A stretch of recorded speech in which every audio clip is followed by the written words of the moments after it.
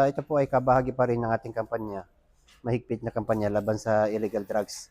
Kung kaya't patuloy natin na pinaigting yung ating operation dito sa ating mga namomonitor na patuloy pa rin na na-engage dito sa illegal drugs nito. Tatlo po yung ating na-friend dito sa operation nito.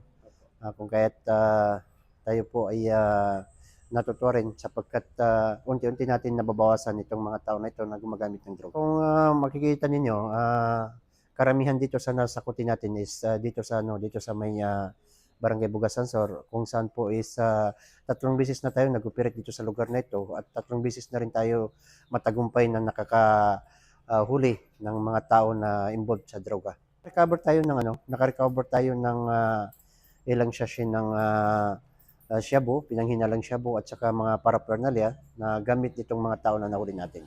Nakahanda na po yung mga papers para isampa natin yung kaso sa piskalya. Bukas ng umaga isasampa na natin yung kaso sapagkat itong nakaraan araw is holiday. So sa Monday pa tayo, bukas pa tayo makaka-file ng kaso. Kumpay naman yung ating kampanya laban dito sa mga indiscriminate firing sapagkat wala tayong namomonitor na nagkaroon ng problema dito sa mga indiscriminate firing.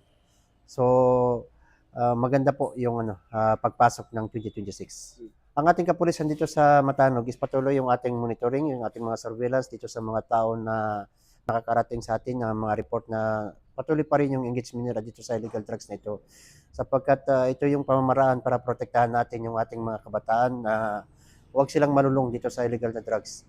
Pinapaunawa din namin sa ating mga kababayan na itong patuloy na operation ng ating kapulisan na laban sa illegal drugs is para ito sa ating mga kababayan, para ito sa ating mga kabataan, para ito sa ating mga pamilya na tuluyang mawala dito sa problema sa illegal drugs na ito sapagkat alam po natin na isa ito sa mga faktor na talagang sumisira sa ating mga kabataan, hindi lamang dito sa ating mga kabataan kundi sa isang pamilya po na meron na membro ng pamilya na na-involved sa illegal drugs na ito.